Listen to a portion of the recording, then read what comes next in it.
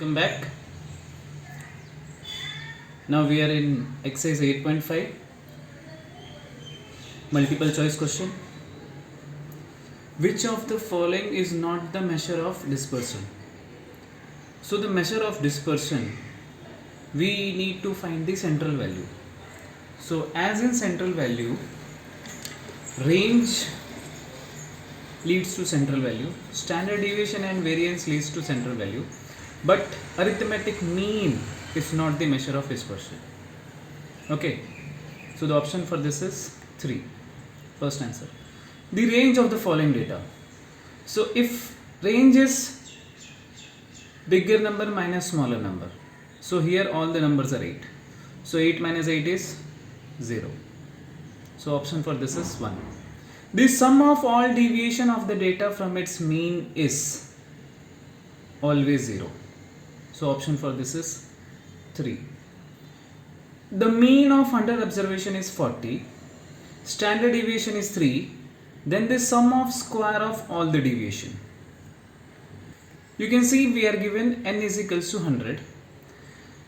Standard deviation is equals to 3. We need to find summation of x square. Mean is 40.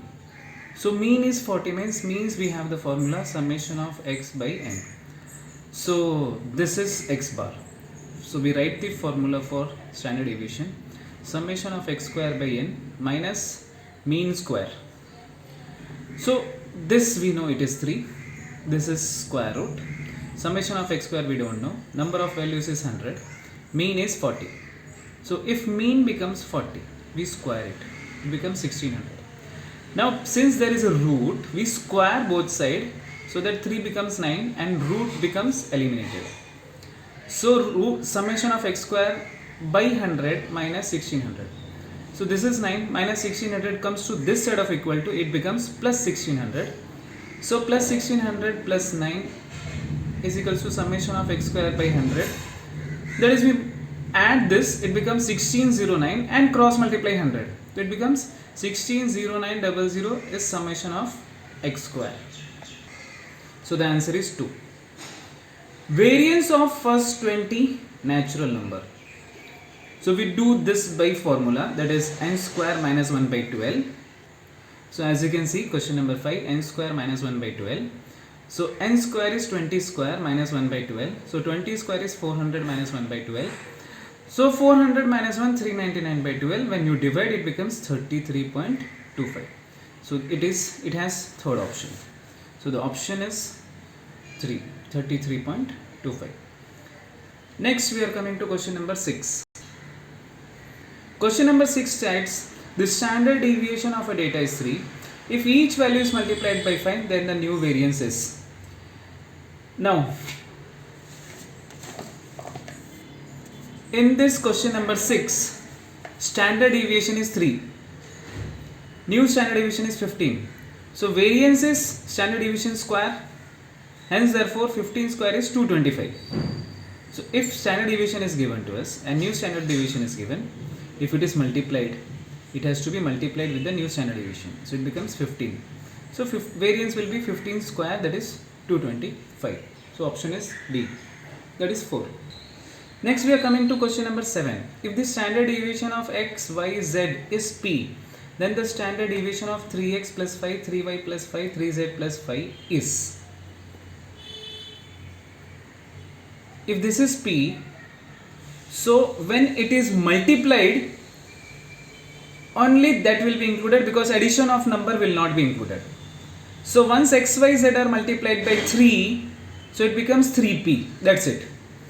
And we don't write addition. We do not include addition of number in standard deviation. So standard deviation, only when the number are multiplied, the answer will be multiplied. So again I tell you, only when the number are multiplied, the answer will be multiplied. Added will not be take part in.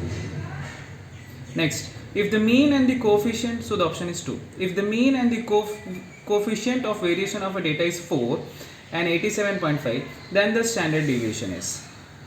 Okay.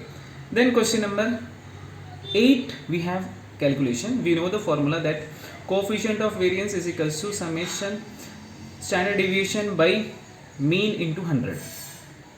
So this is the formula we are applying. Coefficient of variance is equals to standard deviation by mean into 100. So we are given 87.5, mean is given, 100 is given. So we just take everything to other side of equal to. So 4 being multiplied at numerator, 100 divided at denominator.